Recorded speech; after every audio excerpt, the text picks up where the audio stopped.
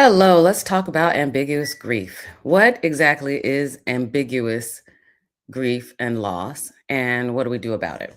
So, I'm Dr. Virginia, double board certified psychiatrist and lifestyle medicine physician, and we are going to be talking about something that was actually coined back in the 1970s by Dr. Pauline Boss. She wrote a series of books in the recent past, within the mid 2000s, around 2020, 21. She wrote books about what ambiguous loss is and what we can do about it. Although she, again, first coined the term many, many years ago. It's basically when a person appears or seems like they're frozen, almost frozen in time, really, because of the grief that they're experiencing. There's really no closure. And there are actually two types. One is where the person is physically there, but mentally there may be something going on. So they're not, you might say, not all there, right? Or at least not the way that they had been in the past. The other is when their body is gone, but you don't necessarily know what's happened to them. So I'll talk about the one that's gained more popularity in recent times, and that's basically the one where the person's body is there, and then unfortunately, what might happen is you don't get a chance to really have closure about something that you normally would have closure with. Let's say that person was, gosh, I don't know. Let's say they have Alzheimer's disease or Alzheimer's dementia. That's one of the most popular ones. It's like the person's body's there, but mentally they're not the same person that they used to be, right? Let's say it's your mother. I'm going to use that as an example because I had a patient recently who explained exactly what this was like for her, and I think it might help you. She basically said people were confused as to why, when her mother finally transitioned, when she died, her body died, why she wasn't sad, why she didn't cry, why she actually seemed, joyful a bit. Well, there are two reasons for that. One, she explained that she said goodbye to her mother really many, many years ago. One of the last times that she noticed that her mom was lucid after many years of mom kind of waxing and waning.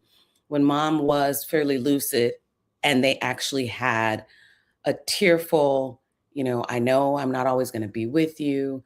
I know that this disease is taking its toll, and I want to have my time to say goodbye while I'm lucid.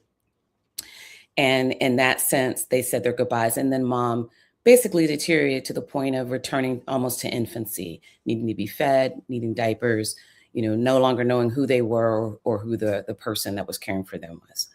That is a typical example of what we think about, where the physical presence is there, the physical body is there, but mentally they're not, right? There's a psychological absence. And so in that case, when mom did transition, they're Christians or believers, mom went to heaven. So she was rejoicing because mom doesn't have to go through any pain anymore. No more pain, tears, suffering on this side, all glory on the other side. So that's an example. Alzheimer's isn't the only one. If a person has a traumatic brain event, we often in medical school learn about Phineas Cage, who had um, a brain injury where he really should have died. They thought he was going to die, but it basically took out the portion of his brain, portion of the frontal lobe, where the majority of his previous personality was, and his ability to control desires, executive functioning, major cognitive functioning were gone.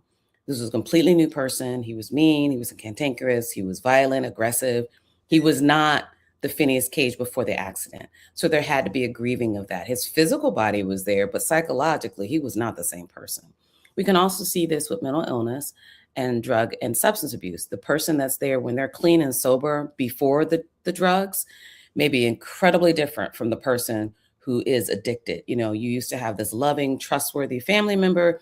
Now you have someone that lies to you, they steal from you. You don't know who they are. You just don't know them anymore because they're just different.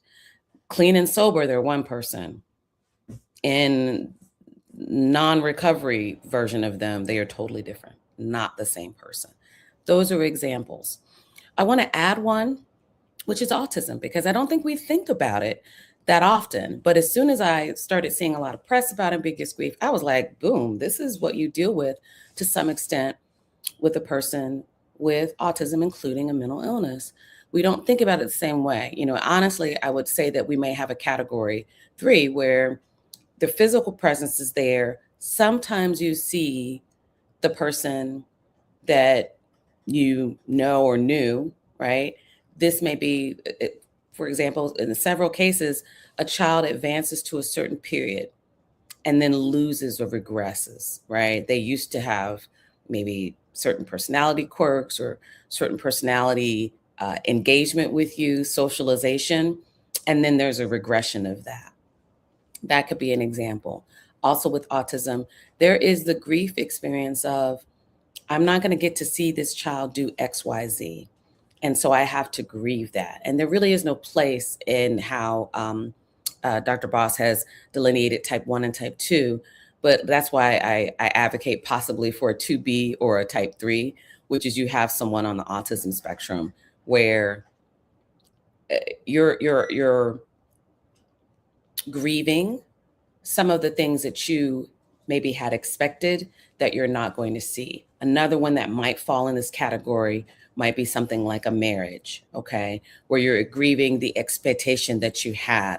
Another one might be a dream or a job, or again, I'm going to go back to marriage, but thinking from the in-law perspective, things were one way when you were engaged and then you got married and things totally shifted, right? You were friends with your in-laws and all of you got together and everything was hunky-dory, and then something shifted and now it's like a huge level of animosity. And so there's a grief process that goes through that. So just my little humble, hey, maybe let's think about a third type. The type 1, going back to that, that's where there's the physical absence, but the psychological presence. So that would be any missing person, really, or the example of a divorce or a separation, incarceration, prisoner of war, natural disaster, where you're grieving the fact that the person is no longer there physically. And there's this hope against hope, right? On the one hand, it's, well, maybe we'll still be able to find this person. Maybe we'll still, maybe they're still going to come home. And so on the one hand, you want to hope and believe that they're still alive, that they're still out there, that I can still find them. But then on the other hand, everyone around you is basically saying, hey, let's just have a memorial service. Let's just go through the process of burying them because we're pretty sure they're gone. Right? This is a sticky wicket because if a person comes into mental health, we previously didn't have anything. Now we have something called prolonged or complicated grief and bereavement. We can use that title for any of these things, including all of the things I just mentioned about ambiguous loss. So I think that could potentially be helpful. So I wanted to pause there. I do see someone who was over here on TikTok, and they were actually inviting me to come in and explain some things to them. But I didn't jump on that because I wasn't finished explaining the concept, and I like to do that. So if you do want to invite me to come on and have conversation, you have a specific question, certainly I'd love to be able to do that. I think that'd be kind of fun. But I do like to be able to at least teach the concept so that there's no confusion or ambiguity when I do that. Okay. All right. So again, ambiguous grief, 2 main types. Either the person's there, but mentally, the body's there, but mentally something's happened where they're not there in the way that you thought. Or type 1, where the body's not there, the person's not there, and you're really struggling to figure out what's going on. And I'm proposing possibly a subcategory of either of those, or maybe a third portion, which are for people that their body's there and there's a portion of them that is psychologically still present, but the expectation is not there. And again, this might be something like with a person with autism, or any situation with a child where there were certain expectations and you no longer see the results of those. For example, this child, I may never see go to prom. I may never see them get married. They may not have children, and I have to deal with that grief.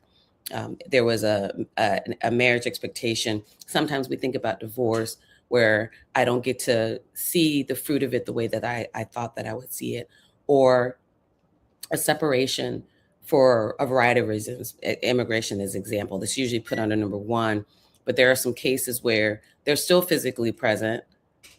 They may still be psychologically present, but there are nuances related to it. So those are just some examples, and I hope this is really helpful for you, especially for those who are living this, those who are going through this at this time.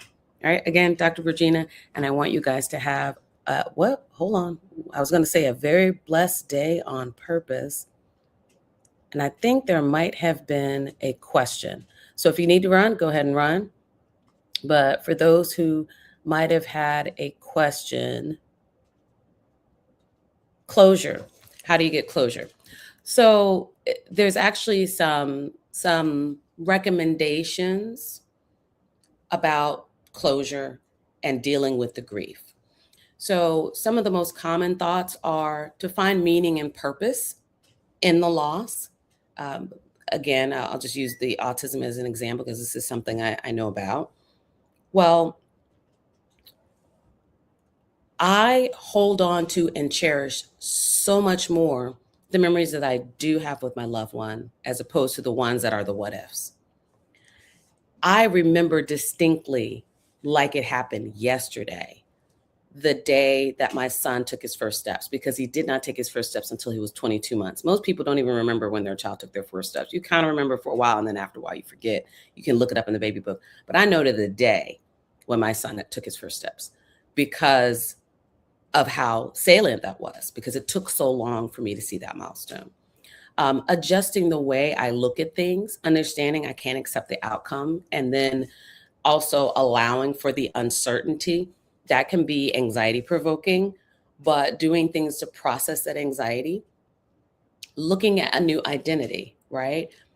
My son is also the namesake of the family. He's the junior to the senior. However, we may have to reframe that. He's still our son. He is still the firstborn.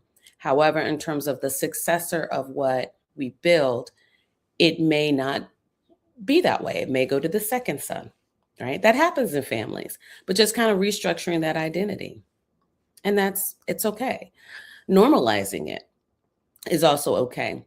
Understanding that the strong emotions that I feel about this particular area are no different than the strong emotions that I might feel about another area. And owning the fact, walking in the fact that you should be allowed to grieve. You are allowed to grieve in whatever way you feel comfortable and at whatever time. In the spirit of, or the process of grief, I've let people know, support systems and such. I'm in a grieving process right now. Don't know how long it's going to last. Don't know how it may show up. But if I just become tearful over seemingly insignificant things, this is what's happening. I may not be able to explain to you in the moment, but please understand as time goes by what's going on, right? Some of the other things that I think are helpful is if you think about new ways to articulate what's going on in your world. I had to understand that what I was experiencing was grief and loss. Thank God there was a word for that. But interestingly enough, before that, I was experiencing these symptoms and I couldn't understand. I thought, well, gosh, is this delayed trauma? Is this vicarious trauma, secondary trauma from working with so many patients who have trauma that I'm experiencing this? And in working through myself with my own therapist, she said, there's something else here. And as I kept studying and kept researching, I said, you know what? I wonder if this is grief. And it turns out that that's exactly what it was. All right. So what I'm going to do is go ahead and end. You guys who are over here on Instagram and Facebook, you are so welcome. I'm glad this was really helpful for you. And again, if you know a family member who may be experiencing this, give them an extra love, some extra grace, and absolutely share this information with them. If you want to do it from a video perspective, you certainly can share my information, but there are a lot of other places that you get some good, solid information and teaching, obviously from Dr. Pauline Boss and her work. Okay, you guys take care and have a very blessed day on purpose.